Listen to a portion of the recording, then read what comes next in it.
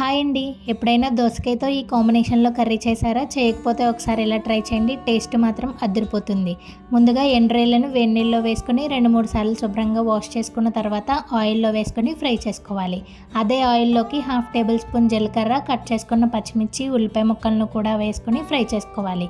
ఇవి ఇలా ఫ్రై అయిన తర్వాత ఇందులోకి ముందుగా వేయించుకున్న ఎండ్రాయిలను కూడా వేసుకొని 1 నిమిషం పాటు ఫ్రై చేశాక కట్ చేసుకున్న దోసకాయ ముక్కలను వేసి రుచికి సరిపడా ఉప్పు, 1/2 టేబుల్ స్పూన్ పసుపును వేసుకొని దోసకాయలు మెత్తగా మగ్గేంత వరకు మూత పెట్టుకొని మగ్గించుకోవాలి. దోసకాయలు మగ్గిన తర్వాత కట్ చేసుకున్న టమాటా ముక్కలను కూడా వేసుకొని టమాటాలు కూడా మెత్తగా మగ్గేంత వరకు మగ్గించుకోవాలి.